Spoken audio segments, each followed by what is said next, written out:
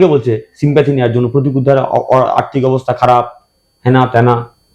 হ্যাঁ, কমেন্ট সেকশনে অনেক জায়গায় কে বলছে আরে প্রতিকূল মানে আর্থিক অবস্থা এত খারাপ হয়নি যে কালো কোটটা গায়ে দিয়ে কোর্টে গেলে দাঁড়িয়ে দুমুটো ডাল ভাত জোগাড় করার ক্ষমতা আমার আছে। কিন্তু আপনি যদি ভাবুন, লতা মঙ্গেশকরকে যদি আপনি বলতেন যে লতাজি আপনার গলাটা আমার দিয়ে দিন, দিতে পারত?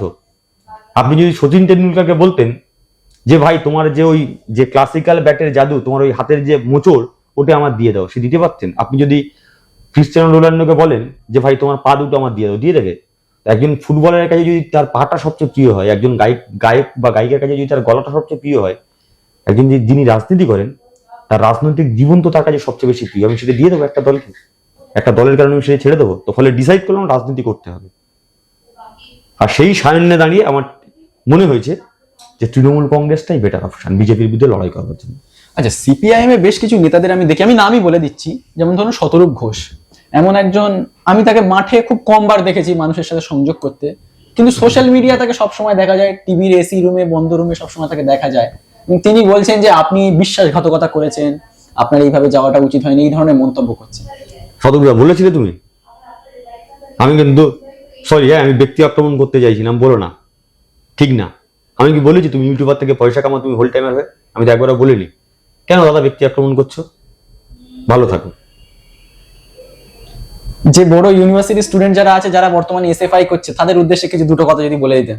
ভাই এসএফআইটা মন দিয়ে কর, এসএফআইটা কর, বামপন্থার মিনিং বোঝ, বামপন্থা কি বোঝ, চোখে চোখ রেখে প্রশ্ন করতে শেখ। শুধু একটা জিনিস বলার, জীবনের এতটা বছর পার হয়ে এসে এটা মনে হয়েছে, যারা নিজের দলের মধ্যে নিজের দলের নেতার চোখে চোখে রেখে প্রশ্ন করতে পারে না, তারা তৃণমূলের চোখে চোখে রেখে প্রশ্ন করতে পারবে না, বিজেপির চোখে চোখে রেখে প্রশ্ন করতে পারবে না।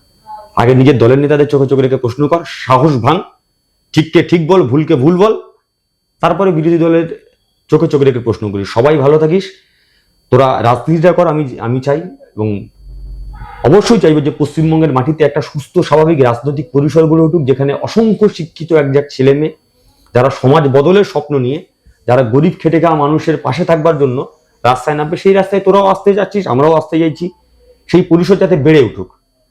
রাজনীতি পড়াশোনা করো, রাজনীতির চাষ মগজের মধ্যে করো। আচ্ছা, আজকের হয়তো এটা শেষ প্রশ্ন করব, আমি আপনাকে আর ডিস্টার্ব করব না। তো আপনার কি মনে হয় যে আপনি দল জয়েন করার পরে কোথাও থেকে, সিপিআইএম বলুন বা অন্য দল থেকে বলুন, সংগঠন থেকে বলুন, আপনার কাছে কিছু হতে পারে, মানে কোনো নতুন কেউ আসতে পারে দলে, কোনো বড় পদের নেতা? আমি আবারও বলছি, আমার দল এখন আমার নির্দেশ দেয়নি, তবে এটুকু বলছি, ওই যে কালকে থেকে একটা আবার আমার দেখলাম শুধু কেউ কমেন্ট করেছে, দরজা খুলে দেখ রে তোর হাবুল এসেছে, মানে আমাকে হাবুল বলছে। হাবুল বলুন আর যাই বলুন, এরকম হাবুলটা কিন্তু দরজার ভাগে দাঁড়িয়ে আছে। দরজাটা খুলে আপনারা দেখুন, হাবুলগুলো বেরিয়ে যাচ্ছে না তো, ওই হাবুলটা কিন্তু আমার দরজা থেকে পাওয়ার আছে। আবারও বলছি, খোঁজ খবর রাখুন, প্রচুর হাবুল লাইন দিয়েছে, সাবধানে থাকবেন। আচ্ছা, 26-এর বিধানসভাতে আপনার প্রেডিকশন জানতে চাইবো। তৃণমূল কংগ্রেস হিউজ মেজরিটি নিয়ে আসবে। Huge majority? Huge majority. তাও কত সংখ্যায় কত হতে পারে? 210 প্লাস। 210 প্লাস মিনিমাম, আমি যে মিনিমাম, এটা আরো বেশি হতে পারে, ম্যাক্সিমামটা তো আছে, এটা মিনিমাম 210, আমার অন্তত তাই মনে হয়েছে।